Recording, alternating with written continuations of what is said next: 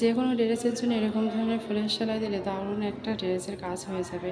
এই ছোটো ছোটো ফুল আপনি শাড়ি, ওড়না, সালোয়ার, কামিজ সব কিছুতেই ব্যবহার করতে পারবেন। এমনকি চাদর, বেড কভার সব জায়গাতে এই ধরনের জিনিসগুলো ব্যবহার করা যায়। সব ড্রেসের ক্ষেত্রে এগুলো প্রযোজ্য। তো এই সেলাইটা একেবারেই সহজ। আমি এখানে দেখেন এক সাইড করে আগে পাতা ভরাট করে নিচ্ছি, যেহেতু এখানে আমি দুই ধারে দুই কালার দেবো, তাই আমি দুই সাইডে দুই কালারের জন্য এরকমভাবে সেলাই করে নিয়েছি। আর এটা নিলে হয় কি, মাঝখান থেকে সুন্দর একটা বর্ডার এমনি হয়ে যায়, এজন্য বেশ ভালোই লাগে। আর সবসময় সেলাইয়ের কাজটা মিহি করে করার চেষ্টা করবেন। কালার কমিউনিকেশনটা মাঝে মধ্যে একটু ভিন্ন ভিন্ন হওয়াই ভালো। আর এই সেলাইটা আমি দিয়েছি একেবারে ভিন্ন, কটন বাট আছে, ওই বাট দুই মাথা আসলে তুলা কেটে নিয়ে তারপরে পাইপ দিয়ে ধরে ধরে এই কাজটা করেছি।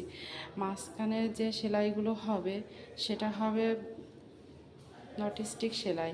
আর এই সেলাইয়ের কাজটা এরকমভাবে শুধু পাইপের মাথা উঠিয়ে, পাইপের সামনে এবং পিছনে উঠিয়ে শুধু জাস্ট পেস্ট দিয়ে তারপর কাজটা কমপ্লিট হয়ে যাবে।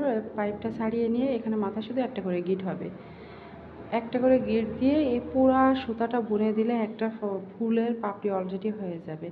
তো এরকমভাবে আমি 4টা পাপড়ির কাজ করেছি। 4টা করার পরে আমার পুরো ফুলের কাজটা কমপ্লিট হয়ে গেছে।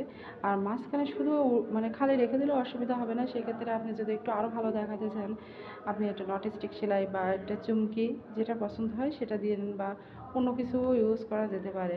আর এই ফুলটা যদি বড় হয় আর মাঝখানটা অনেক বড় ফাঁকা থাকে, ছোটো একটা ডলার বা স্টোন বসায় দিলে হয়ে যায়। তা কাজ সম্পূর্ণ নিজের চিন্তা ভাবনার উপরে হয়। আর এরকম ছোটো ছোটো ফুল দিয়ে অনেক ধরনের কাজ করা যায়। আপনারা ট্রাই করেন। পুরো ড্রেসে কমপ্লিট হয়ে গেলে পরে আবার টিউটোরিয়াল দেবো। তো ভালো থাকবেন।